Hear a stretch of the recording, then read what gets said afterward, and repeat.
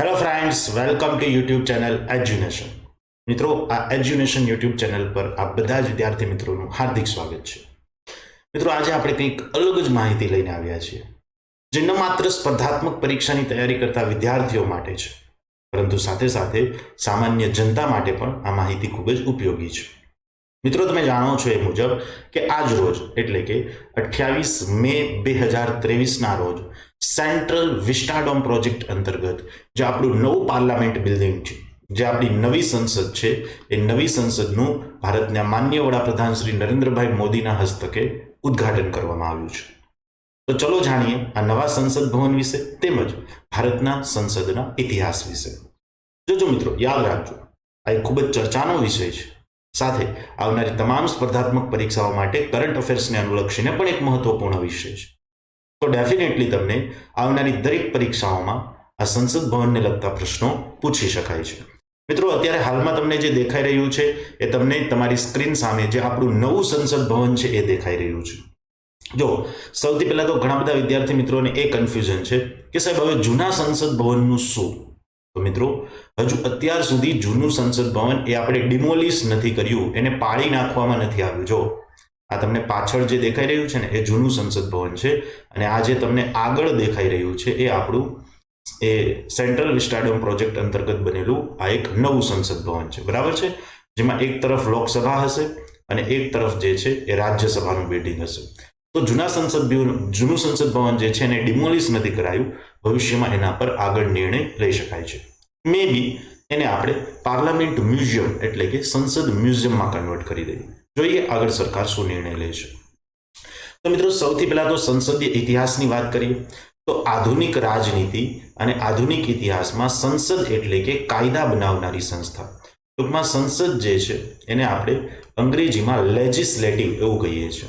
મિત્રો, લેજિસ્લેટિવ એટલે કે વિધાયિકા, અને વિધાયિકા એટલે એનો મતલબ થાય છે વિધાન. વિધાન એટલે કે કાયદો બનાવનારી સંસ્થા.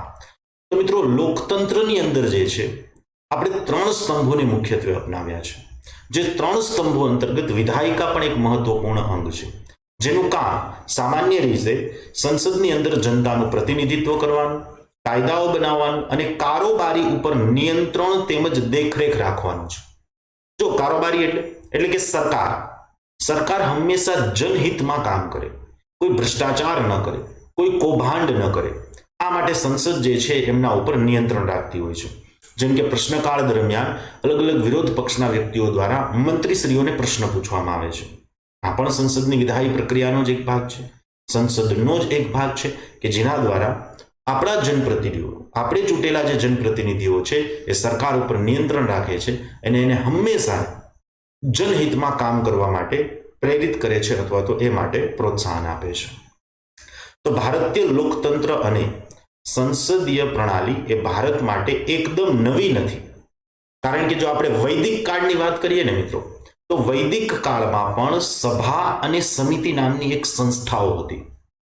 આ સભા અને સમિતિ નામની જે પ્રતિનિધિ સંસ્થાઓ છે એ સભા અને સમિતિ નામની પ્રતિનિધિ સંસ્થાઓ એ સમયના સમાજ માટે કાનૂન બનાવવાનું વિધાયી કાર્ય કરતી હતી. ભારતમાં લોકતંત્રનું અસ્તિત્વ આ સંસ્થાઓથી જ ગણી શકાય. મતલબ આપણે એવું ગણી શકીએ કે ભારતમાં પ્રાચીન કાળથી જ લોકતંત્ર હતું. અને મિત્રો, તમે જાણો છો એ પ્રમાણે કે ભારતમાં ઇતિહાસની અંદર અલગ અલગ 16 જેટલા મોટા ગણરાજ્યો હતા. મિત્રો, આ ગણરાજ્યનો મતલબ એ જ થાય છે કે ખૂબ જ મોટું સામ્રાજ્ય કે જેમાં જનતાના પ્રતિનિધિ દ્વારા એ જે ગણરાજ્ય છે એનું શાસન કરવામાં આવે છે. અને મિત્રો, જે નવું સંસદ ભવન આપણે બનાવ્યું છે એમાં એક આખો મેપ મૂક્યો છે, અને મેપની અંદર આ 16 મોટા ગણરાજ્યોને દર્શાવવામાં આવ્યા છે, જે રિપબ્લિક ઓફ ઇન્ડિયાના પ્રાચીન ઇતિહાસને રિપ્રેઝેન્ટ કરે છે. સાથે જ તે વિવિધ મુદ્દાઓ ઉપર વિચાર વિમર્શનું પણ મંચ હતી, જે હાલની સંસદ વ્યવસ્થાને થોડા ઘણા અંશે મળતી આવતી હતી. ટૂંકમાં જે ભારતની સંસદીય પ્રણાલી છે એ બ્રિટિશરો ભારતમાં લાવ્યા એ તો બરાબર છે, પણ એવું નથી કે ભારત માટે એવો પહેલો અવસર હતો. નહીં, ઇતિહાસ આપણે ચેક કરીએ તો ઇતિહાસમાં પણ ભારતે સંસદીય પ્રણાલી અપનાવી હતી, એટલે કે ભારતીયોને સંસદીય પ્રણાલીનો પહેલેથી જ અનુભવ હતો. હવે જો બ્રિટિશ શાસનકાળની વાત કરીએ તો યાદ રાખજો મિત્રો, આવનારી એક્ઝામ માટે ખૂબ જ ઇમ્પોર્ટન્ટ પોઈન્ટ છે. અહીંયાથી તમને એક્ઝામમાં ક્વેશ્ચન પૂછી શકાય છે. બ્રિટિશ કાળની આપણે વાત કરીએ તો ભારતમાં બ્રિટિશરોએ શાસન માટે રેગ્યુલેટિંગ એક્ટ એટલે કે નિયામક ધારો 1773 અને ચાર્ટર એક્ટ 1793, ચાર્ટર એક્ટ 1818 આવા વગેરે વગેરે અધિનિયમો ઘડ્યા હતા. પણ આમાં ક્યાંય પણ એમણે સંસદીય વ્યવસ્થાની જોગવાઈ નહોતી કરી. જો સંસદીય વ્યવસ્થાની એણે કોઈ જોગવાઈ કરી હોય તો એવી સૌથી પહેલી ઝલક આપણને ઈસવીસન 1833ના ચાર્ટર એક્ટમાં મળે છે. કયા ચાર્ટર એક્ટમાં? ઈસવીસન 1833નો ચાર્ટર એક્ટ. તો જોજો, અહીંયાથી ઘણીવાર તમને એક્ઝામમાં પ્રશ્ન પૂછાયો પણ છે પીવાયક્યુ તરીકે, અને ફરી પાછું તમને આવનારી એક્ઝામમાં પણ પ્રશ્ન પૂછાઈ શકે છે કે બ્રિટિશ શાસનકાળ દરમિયાન કયા ચાર્ટર એક્ટ દ્વારા ભારતમાં સંસદીય પ્રણાલીની શરૂઆત થઈ એવું આપણે કહી શકીએ. તો યાદ રાખજો 1833નો ચાર્ટર એક્ટ. હવે વાત કરીએ મિત્રો મોડર્ન પાર્લામેન્ટરી સિસ્ટમ એટલે કે આધુનિક સંસદીય પ્રણાલી વિશેની. તો મિત્રો આ જે 1833નો ચાર્ટર એક્ટ છે એ ચાર્ટર એક્ટ દ્વારા આપણે ગવર્નર જનરલ જે છે એમની સરકારને ભારત સરકાર તરીકે ઓળખવા લાગ્યા, અને તેમની એક પરિષદ, એમની એક કાઉન્સિલ હતી, જે કાઉન્સિલને ભારત પરિષદ નામ આપવામાં આવ્યું. તેમાં કાયદા નિર્માણ માટે એક વિધાયી સદસ્ય એટલે કે એક લો ઓફિસરની પણ નિમણૂક કરવામાં આવી હતી. ટૂંકમાં હવે જે ગવર્નર જનરલની જે એક પરિષદ હતી એ પરિષદ વિધાયી પરિષદ તરીકે પણ કાર્ય કરશે, એટલે કે દેશ માટે કાનૂન બનાવવાનું પણ કાર્ય કરશે. ટૂંકમાં 1833ના ચાર્ટર એક્ટ દ્વારા એ સમયની નાનકડી એવી સંસદીય પ્રણાલીની શરૂઆત થઈ હતી એવું કહી શકીએ. જો અહીંયા મેં તમને ચિત્ર દ્વારા દર્શાવ્યું છે. ત્યારબાદ 1853ના ચાર્ટર એક્ટ દ્વારા આ વિધાયી પરિષદમાં 6 વિધાયી સદસ્યો, એટલે જો સૌથી પહેલા એક જ લો ઓફિસર આપણે એડ કર્યો હતો, પછી 1853ના ચાર્ટર એક્ટ દ્વારા આપણે બીજા 6 લો ઓફિસર જે છે એડ કર્યા, જેને આપણે વિધાન પરિષદ એટલે કે અંગ્રેજીમાં કહીએ તો લેજિસ્લેટિવ કાઉન્સિલ એવું નામ આપ્યું. લેજિસ્લેટિવ કાઉન્સિલ એટલે કે કાયદા બનાવનારી સંસ્થા. 1892ના એક્ટ દ્વારા વિધાન પરિષદમાં ભારતીયોનું પ્રતિનિધિત્વ વધારવામાં આવ્યું, તેમજ વિધાન પરિષદના સદસ્યો જે છે એમને પ્રશ્ન પૂછવાનો પણ અધિકાર આપવામાં આવ્યો. ટૂંકમાં આપણે હાલની તકે જે મોડર્ન પાર્લામેન્ટરી સિસ્ટમ જોઈએ છે એ એક સાથે ડેવલપ નથી થઈ, ધીમે ધીમે ડેવલપ થઈ. પેલા 1833ની અંદર જે છે આપણે વિધાન પરિષદ બનાવી, પછી એમાં આપણે એક લો ઓફિસર એડ કર્યા, પછી એમાં આપણે 6 લો ઓફિસર એડ કર્યા, પછી એમાં આપણે પ્રશ્નો પૂછવાનો પણ અધિકાર આપ્યો, સાથે ભારતીયોને પણ પ્રતિનિધિત્વ આપ્યું. તો હાલની જે મોડર્ન પાર્લામેન્ટરી સિસ્ટમ છે એ કોઈ એક સાથે કોઈ એક જ વ્યક્તિ કે એક જ વિચારની ઉપજ નથી, એ ખૂબ જ લાંબા સમયગાળાની મહેનત બાદ બનેલી એક ખૂબ જ મજબૂત સંસદીય વ્યવસ્થા છે. 1909માં મોર્લે મિન્ટો રિફોર્મ્સ લાવવામાં આવ્યા, એટલે કે તમે બધા જાણો છો એ પ્રમાણે કે 1909ની અંદર મોર્લે મિન્ટો એક્ટ રજૂ કરવામાં આવ્યો હતો.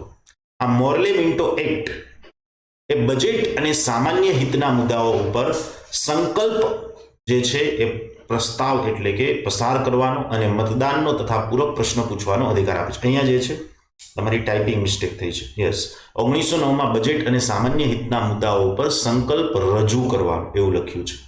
સંકલ્પ રજૂ કરવાનો અને મતદાનનો તથા પૂરક પ્રશ્ન પૂછવાનો અધિકાર આપ્યો. સૌથી પહેલા આપણે ફક્ત પ્રશ્ન પૂછવાનો અધિકાર આપ્યો, ત્યારબાદ પૂરક પ્રશ્નો પણ પૂછવાનો અધિકાર આપ્યો. મિત્રો, પૂરક પ્રશ્ન એટલે કે સંસદની અંદર એને આપણે અંગ્રેજીની અંદર કહીએ છીએ સપ્લિમેન્ટરી ક્વેશ્ચન. ક્વેશ્ચન પૂછ્યો છે, એનો મંત્રીએ કંઈક જવાબ આપ્યો છે, જો કોઈ સદસ્ય એ જવાબથી સંતુષ્ટ નથી તો એના પર પૂરક પ્રશ્ન પૂછી શકે. તો આવો અધિકાર 1909ના મોર્લે મિન્ટો એક્ટ દ્વારા અપાયો. ત્યારબાદ 1919માં દ્વિગૃહી વિધાન મંડળની કેન્દ્રમાં શરૂઆત થઈ. 2 સદનવાળી સંસદીય વ્યવસ્થાની શરૂઆત થઈ. ક્યારે શરૂઆત થઈ? 1919માં. કેન્દ્ર અને પ્રાંતીય વિધાન મંડળો માટે અલગ અલગ વિષયો નક્કી કરવામાં આવ્યા. એટલે કે આપણે વિષયોને 2 ભાગની અંદર ડિવાઈડ કરી દીધા. એક જે છે એને કેન્દ્રીય વિષયો તરીકે રાખ્યા અને એક જે છે એને પ્રાંતીય વિષયો તરીકે. કેન્દ્રીય વિષયો પર કેન્દ્રીય વિધાન પરિષદ કાનૂન બનાવશે અને પ્રાંતીય વિષયો પર પ્રાંતીય વિધાન પરિષદ દ્વારા કાનૂન બનાવવામાં આવશે. જે હાલની તકે આપણે જોઈએ છે કે ભાઈ 7મી અનુસૂચિમાં 3 યાદીના વિષય છે: કેન્દ્ર યાદી, રાજ્ય યાદી અને સમવર્તી યાદી. આ વિષય ફાળવણી 1919ના મોન્ટેગ્યુ ચેમ્સફર્ડ એક્ટ દ્વારા થઈ હતી. યાદ રાખજો મિત્રો, 1919નો એક્ટ જે છે ને એને મોર્લે મિન્ટો એક્ટ, 1909નો એક્ટ જે છે એને મોર્લે મિન્ટો એક્ટ કહેવાય, અને 1919નો જે એક્ટ છે ને એને આપણે મોન્ટેગ્યુ ચેમ્સફર્ડ એક્ટ કહીશું. Montagu ચેમ્સફર્ડ act. તો યાદ રાખજો, ફરીથી કહું છું, 1909નો એક્ટ છે મોર્લે મિન્ટો એક્ટ છે, 1919નો એક્ટ જે છે એ મોન્ટેગ્યુ ચેમ્સફર્ડ એક્ટ છે. ચલો આગળ વાત કરીએ. ભારત સરકાર અધિનિયમ 1935 દ્વારા હાલની સંસદીય વ્યવસ્થા સમાન ઘણી બધી જોગવાઈઓ જે છે આ 1935ના ભારત શાસન અધિનિયમ દ્વારા કરવામાં આવી હતી, જેમાં કાયદાના વિષયોની અલગ અલગ 3 સૂચિઓ તેમજ સંયુક્ત બેઠકની જોગવાઈ, ખરડો પસાર કરવા માટે બંને સદનોની સહમતિ હોવાની જરૂરિયાત, આ બધી જ જોગવાઈ આપણે ભારત સરકાર અધિનિયમ 1935 દ્વારા સામેલ કરી હતી. અને મિત્રો હાલની સંસદીય વ્યવસ્થામાં સંયુક્ત બેઠકની જોગવાઈ હોય કે ખરડો પસાર કરવા માટે બંને સદનોની સહમતિની જોગવાઈ હોય કે સમગ્ર ભારતીય સંવિધાનની વાત હોય, આપણે ઘણી બધી જોગવાઈઓ એ ભારત સરકાર અધિનિયમ 1935 માંથી બેઠે બેઠી લીધેલી છે. બરાબર છે, મતલબ કે એમાંથી વિચારો લીધેલા છે. સ્વતંત્રતા બાદ ભારતની બંધારણ સભાએ વિધાયી સભા તરીકે કાર્ય કરવાનું કાર્ય શરૂ કર્યું. મિત્રો આઝાદી બાદ જે આપણી સંવિધાન સભા હતી એ સંવિધાન સભા 2 કાર્યો કરતી હતી. એક સંવિધાન બનાવવાનું કાર્ય, અને જ્યારે સંવિધાન બનાવવાનું એ કાર્ય કરતી હતી ત્યારે એમના અધ્યક્ષ તરીકે કાર્ય કરતા હતા ડોક્ટર રાજેન્દ્ર પ્રસાદ, અને એક કાર્ય એ વિધાયી તરીકે એટલે કે દેશની સંસદ તરીકે કરતી હતી, અને ત્યારે એના અધ્યક્ષ તરીકે કાર્ય કરતા હતા જીવી માવલંકર સાહેબ. તો સ્વતંત્રતા બાદ તેની પ્રથમ બેઠક 17 નવેમ્બર 1947ના રોજ મળી હતી, જેના અધ્યક્ષ ડોક્ટર રાજેન્દ્ર પ્રસાદ હતા. અને આ જ બેઠકમાં જીવી માવલંકરને આપણે જ્યારે પણ એ સંવિધાન સભા સંસદ તરીકે કાર્ય કરે ત્યારે એમના અધ્યક્ષ તરીકે નિયુક્તિ કરી હતી. હવે તમે જાણો છો એ પ્રમાણે કે 26 જાન્યુઆરી 1950ના રોજ જે આપણું આ સંવિધાન છે એ સંપૂર્ણપણે અમલમાં આવે છે.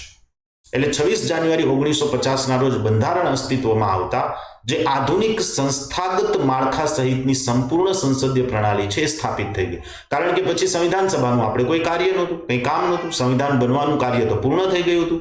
તો સંવિધાન સભા જે છે એને આપણે ટેમ્પરરી પાર્લામેન્ટ એટલે કે અંતરિમ સંસદ તરીકે એને કન્વર્ટ કરી દઈએ છીએ. અને જ્યાં સુધી 1951-52ની અંદર લોકસભાની પહેલી ચૂંટણીઓ આયોજિત નથી થતી ત્યાં સુધી આ જ સંવિધાન સભા આપણી સંસદ તરીકે કાર્ય કરે છે. જો એ જ વસ્તુ તમને કહી છે કે 1951-52માં લોકસભા અને રાજ્યસભાની પ્રથમ ચૂંટણીઓ આયોજિત થઈ અને ત્યાં સુધી આ બંધારણ સભાએ અસ્થાયી સંસદ તરીકે કાર્ય કર્યું.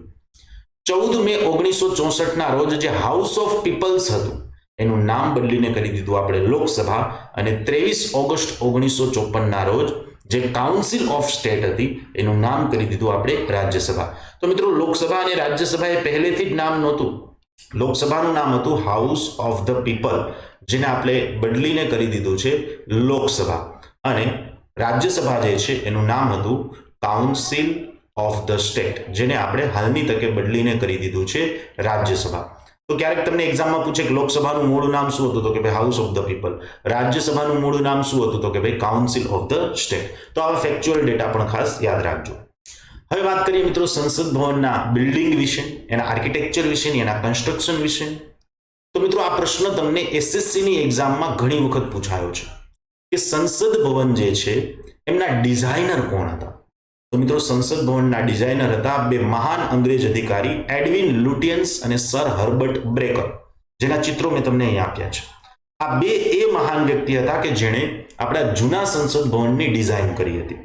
અને આ સંસદ ભવનનું નિર્માણ કાર્ય શરૂ થયું હતું 12 ફેબ્રુઆરી 1921ના રોજ, જેની પહેલી ઈંટ બ્રિટનના ડ્યુક ઓફ કનોટ જે નામના અધિકારી હતા એ ડ્યુક ઓફ કનોટ નામના અધિકારીએ એમની પહેલી ઈંટ જે છે મૂકી હતી, એટલે કે એનો પાયો નાખ્યો હતો, એટલે કે સંસદ ભવનના નિર્માણનું કાર્ય શરૂ થયું હતું. મિત્રો એ સમયની વાત કરવામાં આવે તો એ સમયે સંસદ ભવનના નિર્માણનો ખર્ચ થયો હતો 83 લાખ રૂપિયા, 80 lakhs rupees. તમને એવું થાય સાહેબ 83 લાખમાં સંસદ બની ગઈ? એટલે ભાઈ 83 લાખ એ સમયના 83 લાખ 1921ના. આ છે 1930 વાળા દાયકાની વાત છે, જે હાલના ઘણા બધા કરોડો રૂપિયા થાય. જોજો આપણે હમણાં જે નવી સંસદ ભવનનું જે સેન્ટ્રલ વિસ્ટાડોમ પ્રોજેક્ટ છે ને એની વાત કરીશું ને, એમાં આપણને બધી માહિતી આપી છે. એમાં જોજો તમે કેટલા હજાર કરોડ રૂપિયાનો ખર્ચ થયો છે. બરાબર છે. આ સંસદ ભવનનું ઉદ્ઘાટન ક્યારે થયું? 18 જાન્યુઆરી 1927ના રોજ ભારતના ગવર્નર જનરલ લોર્ડ ઇરવિન દ્વારા આ સંસદ ભવનનું વિધિવત રીતે ઉદ્ઘાટન કરવામાં આવ્યું. એટલે જો 1921માં કન્સ્ટ્રક્શન કાર્ય શરૂ થયું, જે 1927માં પૂર્ણ થયું અને ઉદ્ઘાટન થયું, એટલે કે ઓલમોસ્ટ સંસદ ભવનના નિર્માણ કાર્યમાં 6 વર્ષ જેટલો સમય લાગી ગયો હતો એ સમયે. અને હાલનું સંસદ ભવન જોઈએ તો હાલમાં તો ઘણી બધી ટેકનોલોજી અપડેટ થઈ ગઈ છે. કન્સ્ટ્રક્શન ખૂબ જ ઝડપી બન્યું છે, તેમ છતાંય સેન્ટ્રલ વિસ્ટાડોમ પ્રોજેક્ટ બનાવવામાં પણ 3 વર્ષનો સમયગાળો લાગી ગયો છે. હવે નવા સંસદ ભવનની વાત કરીએ મિત્રો, તો 10 ડિસેમ્બર 2020ના રોજ નવી દિલ્હીમાં માન્ય વડાપ્રધાન શ્રી નરેન્દ્રભાઈ મોદીના હસ્તક જે છે એ પ્રથમ ઈંટ મૂકવામાં આવી હતી, એટલે કે એનો પાયો મોદી સાહેબે નાખ્યો હતો અને આજ 28 મે 2023ના રોજ એનું ઉદ્ઘાટન પણ માન્ય વડાપ્રધાન શ્રી નરેન્દ્ર મોદી સાહેબે જ કર્યું છે. ડિઝાઇનની વાત કરીએ મિત્રો, તો જૂના સંસદ ભવનની ડિઝાઇન એડવિન લુટિયન્સ અને હર્બર્ટ બ્રેકરે કરી હતી, જ્યારે અહીંયા ડિઝાઇન જે છે એ HCP design planning and management private limited નામની જે એક ખાનગી કંપની છે, એ ખાનગી કંપની દ્વારા આમની ડિઝાઇન કરવામાં આવી હતી. ખાસ યાદ રાખજો, આવનારી એક્ઝામમાં તમને આવા ફેક્ટ પૂછી શકાય છે, તો આ તમારી એક્ઝામ માટે ખૂબ જ ઇમ્પોર્ટન્ટ માહિતી છે. આર્કિટેક્ટની વાત કરીએ મિત્રો, તો બિમલ પટેલ સાહેબ, યસ આ પણ ખાસ યાદ રાખજો, બિમલ પટેલ સાહેબ જે છે એ એમના આર્કિટેક્ટ હતા. મુખ્ય કોન્ટ્રાક્ટરની વાત કરીએ મિત્રો, તો ટાટા પ્રોજેક્ટ્સ લિમિટેડ નામની કંપની જે છે એમને મુખ્ય કોન્ટ્રાક્ટ આપવામાં આવ્યો હતો. અને ખાસ બેઠક વ્યવસ્થા, ખાસ જોજો મિત્રો, બેઠક વ્યવસ્થાના જે ફેક્ચ્યુઅલ આંકડા છે ખાસ યાદ રાખજો, આ તમને એક્ઝામની અંદર પૂછી શકાય છે. યસ મિત્રો, તમે સેંગોલ આ શબ્દ વારંવાર સોશિયલ મીડિયામાં જોયો હશે. તમને છેલ્લા 2-3 દિવસની અંદર જે છે આ ચિત્ર અને આ વિડીયો પણ તમને સોશિયલ મીડિયામાં દેખાતા હશે. તો આ સેંગોલ શું છે મિત્રો? સેંગોલ જે છે ને, જો આ સેંગોલ છે, આ જે સ્તંભ છે ને કે જે આ મહાન સંત દ્વારા માનનીય વડાપ્રધાન શ્રી નરેન્દ્ર મોદી સાહેબને આપવામાં આવી રહ્યો છે, એને કહેવાય છે સેંગોલ, જે એક પવિત્ર ન્યાયનો સ્તંભ એવું કહેવાય છે, પવિત્ર ન્યાયનો સ્તંભ. મિત્રો આવો સેંગોલ સ્તંભ જ્યારે બ્રિટિશરો ભારત છોડીને ગયા ત્યારે બ્રિટિશરો દ્વારા તત્કાલીન વડાપ્રધાન શ્રી જવાહરલાલ નહેરુને જે છે એ સોંપવામાં આવ્યો હતો. પરંતુ આ પવિત્ર સ્તંભ સેંગોલ જે જવાહરલાલ નહેરુને સોંપવામાં આવ્યો હતો એ અત્યાર સુધી અલ્હાબાદ મ્યુઝિયમ જે છે એ અલ્હાબાદ મ્યુઝિયમ ખાતે આપણે એને સંગ્રહિત રાખ્યો હતો. એને આપણે ક્યારેય પણ સંસદની અંદર સ્થાપિત નથી કર્યો, અધિરોપિત નથી કર્યો. તો નવો જે સેન્ટ્રલ વિસ્ટાડોમ પ્રોજેક્ટ છે, જે નવું સંસદનું બિલ્ડિંગ છે, એમાં પહેલી વખત આવી ઘટના બની કે આપણે ન્યાયના સ્તંભના પ્રતીક સમાન જે આ સેંગોલ સ્તંભ છે એને આપણે નવા બિલ્ડિંગની અંદર સ્થાપિત કર્યો છે અને માન્ય વડાપ્રધાન શ્રી નરેન્દ્રભાઈ મોદી દ્વારા જે છે એમને સ્થાપિત કરવામાં આવ્યો છે. હવે મિત્રો, જે નવું સંસદ ભવન અને જે જૂનું સંસદ ભવન છે બંનેની કમ્પેરિઝન કરીએ તો યાદ રાખજો મિત્રો, સંસદ ભવન જે છે ને એ મંદિર સમાન ગણાય છે. ઘણી વખત આપણે સંસદને લોકતંત્રના મંદિર તરીકે પણ ઓળખીએ છીએ, because it's a august house. હવે ઓગસ્ટ હાઉસ એટલે શું, ધ્યાનમાં રાખજો મિત્રો. ઘણા લોકો એવું કહેશે કે ભાઈ ઓગસ્ટ હાઉસ એટલે એનું ઉદ્ઘાટન અથવા તો એમનું જે ચણતર કામ છે ઓગસ્ટ મહિનામાં થયું એટલે ઓગસ્ટ હાઉસ કહેવાય. નહીં, એવું નથી. ઓગસ્ટનો મતલબ થાય છે પવિત્ર. આ એક પવિત્ર સદન છે, આ લોકતંત્રના મંદિર સમાન આ સ્થળ છે, એટલા માટે એને કહેવાય છે ઓગસ્ટ હાઉસ. બરાબર. તો જૂના સંસદ ભવનનો શિલાન્યાસ 12 ફેબ્રુઆરી 1921 થયો હતો. નવા સંસદ ભવનનો શિલાન્યાસ 10 ડિસેમ્બર 2020ના રોજ થયો હતો. જે જૂનું સંસદ ભવન છે એનું નિર્માણ કાર્ય પૂર્ણ થયા બાદ એને 18 જાન્યુઆરી 1927ના રોજ એટલે કે 6 વર્ષ બાદ ખુલ્લું મૂકવામાં આવ્યું હતું, જ્યારે નવું સંસદ ભવન 28 મે 2023ના રોજ એટલે કે આજે એટલે કે લગભગ 3 વર્ષ બાદ ખુલ્લું મૂકવામાં આવ્યું છે. જૂના સંસદ ભવનનો ખર્ચ 83 લાખ રૂપિયા હતો. નવા સંસદ ભવનનો નિર્માણ ખર્ચ 1200 કરોડ રૂપિયા છે. તો મિત્રો, હાલની તકે મેં કીધું એમ વાત કરીએ તો ખૂબ જ મોટા પાયેનો ખર્ચ આવ્યો છે. આર્કિટેક્ટની વાત કરીએ તો જૂના સંસદ ભવનના આર્કિટેક્ટ એડવિન લુટિયન્સ અને હર્બર્ટ બ્રેકર હતા. હાલની વાત કરીએ તો અમદાવાદના એક જાણીતા આર્કિટેક્ટ છે બિમલ પટેલ સાહેબ, એ નવા સંસદ ભવનના આર્કિટેક્ટ છે. જે જૂનું સંસદ ભવન છે એનો આકાર ગોળાકાર હતો, જો તમે અહીંયા જોઈ શકો છો, જ્યારે હાલનું નવું સંસદ ભવન જે છે ને એનો આકાર ત્રિકોણ આકાર છે. કેવો છે મિત્રો? યસ, હાલના નવા સંસદ ભવનનો આકાર જે છે ત્રિકોણ આકાર છે. જૂના સંસદ ભવનમાં 144 પિલર્સ સ્તંભ હતા, જ્યારે નવું સંસદ ભવન છે એમાં સ્તંભની આખી એક અલગ જ નવા પ્રકારની ડિઝાઇન, તદ્દન અલગ પ્રકારની ડિઝાઇન જે છે એમાં બનાવવામાં આવી છે. ક્યારેક દિલ્હી જવાનું થાય તો એ નવા સંસદ ભવનની મુલાકાત લેજો અને એની ડિઝાઇનને રૂબરૂ જોજો તમે. વ્યાસની વાત કરીએ મિત્રો તો જૂનું સંસદ ભવન કીધું એમ કે ગોળાકાર હતું, તો એનો વ્યાસ 566 મીટર હતો. જે નવું સંસદ ભવન છે એનો વ્યાસ 64,500 સ્ક્વેર મીટર. અહીંયા વ્યાસ નહીં, અહીંયા તમને એરિયા આપ્યો છે, એરિયા એટલે કે વિસ્તાર આપ્યો છે. તો નવું સંસદ ભવન જે છે એ 64,500 સ્ક્વેર મીટરમાં ફેલાયેલું છે.